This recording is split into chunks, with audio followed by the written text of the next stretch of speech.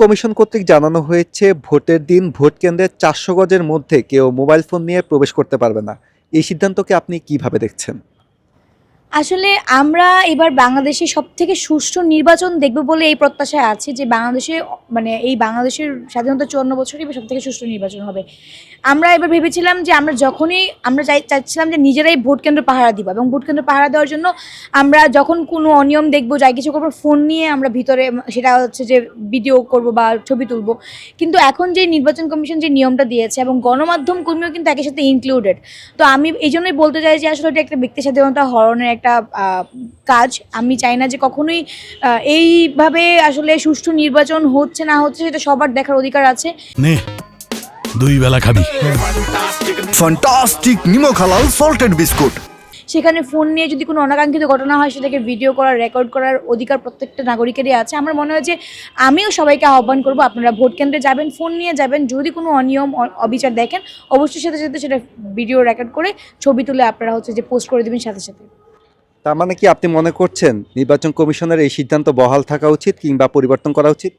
অবশ্যই নির্বাচন কমিশনের এটা নিয়ে দুবার ভাবা উচিত, বিকজ আমরা সাধারণ মানুষজন যারা ভোট দিতে যাব, ভোট যখন দিতে যাব তখন হয়তো ফোন আমাদের অ্যালাউ না করতে পারে, কিন্তু বাকি সময়টাতে আসলে কেন ফোন অ্যালাউ করবে না? এবং একই সাথে গণমাধ্যম কর্মীকেও আসলে তারা কোথায় কোথায় পর্যন্ত যেতে পারবে সেটা একটা স্পষ্ট ধারণা দেওয়া উচিত। আমি যদি এই মোবাইলটা না নিয়েই যেতে পারি, আমি তো বিচ্ছিন্ন থাকবো। আমার এই জিনিসটা বুঝি না যে এই যে পারসেপশনগুলো আসে যে মোবাইল ফোন নিয়ে গেলে ভোটের মধ্যে অনেক কিছু হয়ে যাবে। আপনার কি মনে করেন এই ৪০০ গজের মধ্যেই সব কিছু হয়? এই জিনিসটা আমার কাছে এমন একটা জিনিস মনে হয়েছে যে হীরক রাজার দেশে যে আগে আমরা বলতাম যে এই যে ফ্রিডম অফ স্পিচ আমাদের থাকে, এইটাকে এইভাবে রুদ্ধ করার জন্য যে শুভবুদ্ধি যাদের মাথা থেকে আসে তারা আসলে এই পদে থাকার যোগ্যতাই অর্জন করেন না। ওনারা হয়তো এসি রুমে বসে এরকম ডিসিশন নেন, এগুলোকে আমরা আউট অফ দ্য বক্স বলি, কিন্তু negative out of the box. আমরা গত নির্বাচনগুলোও দেখেছি যে ভোট কারচুপির এক ধরনের সমস্যা দেখা দিয়েছে। তো এইবার যে হবে না তার কোনো গ্যারান্টি নাই।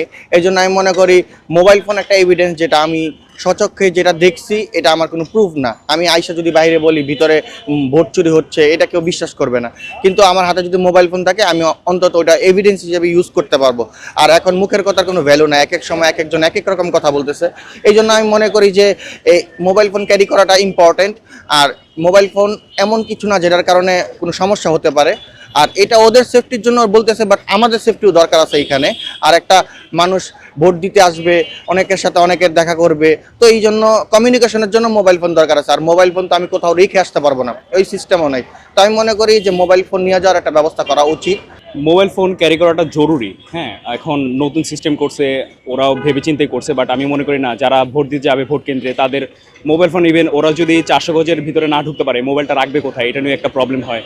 সো আমি মনে করি যে অ্যালাউ করাটা উচিত, বাট একটা ভিতরে হয়তো সিস্টেমেটিকলি অথবা ফোন ইউজ না করা দেওয়াটা, মানে ওইখানে যদি কোনো সিস্টেম করা যায় ফোন রাখার মতো, তাহলে এরকমভাবে করা যেতে পারে। বাট আমি মনে করি যে একটা বেশি হ্যাসেল হতে পারে ৪০০ গজের ভিতরে যদি না দিতে দেয়, ইউজ করতে না দেয়।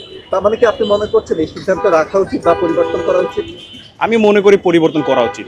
বিষয়টি আসলে দুই রকমই এফেক্ট করতে পারে, কিন্তু দেখা যাচ্ছে যে এরকম একটা বাধ্যবাধকতা দিয়ে আসলে উচিত হয়নি।